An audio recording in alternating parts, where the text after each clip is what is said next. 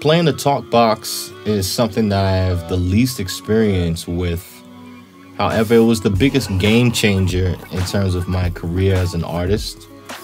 I had always admired the sound, and I had heard it in many different songs and different capacities, but I couldn't exactly identify who or what it was for quite a long time. And it wasn't really until I was well into popping that my interest in the talk box was actually rekindled. I was captivated by this raw, funky sound of a longtime dancer and a producer named Slick Dog. And he pretty much gave birth to the popping music genre. And he basically did it from his home studio. And he often featured the talk box in his music.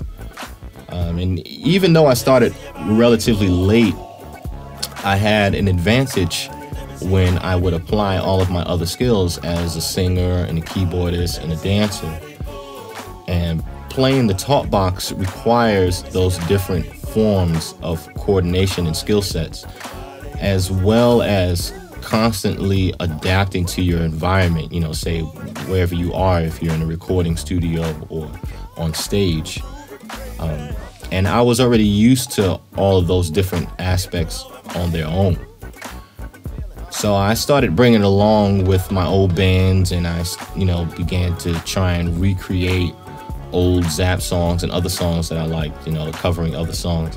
And then actually didn't really take that much time before it became a major part of my livelihood. And the interest alone got me a lot of interesting work and gigs. I ended up on tour with some different bands and multiple DJ duos, like I worked with DJ Static. We did some great things together. We performed for the Danish Queen for a birthday, along with his ginormous concerts and some of the tours we did.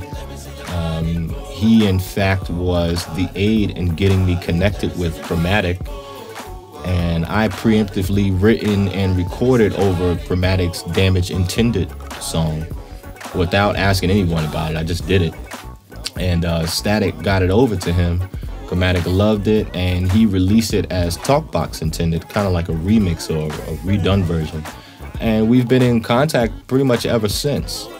Along with that, a lot of my free acapellas up on SoundCloud, and some of the latest stuff that I did with Converse Rubber Track Studios. There's just remixes coming in nonstop from all over the world, just random, just nonstop. So playing the talk box is definitely an essential part of my sound in general. I like to use it for more than just funk music, but my approach to the instrument is just merely an extension or a continuation of Roger Troutman's concepts, and pretty much very much in his spirit.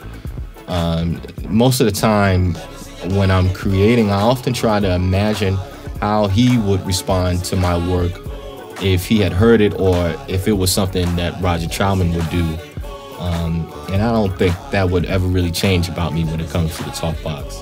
I love playing the talk box.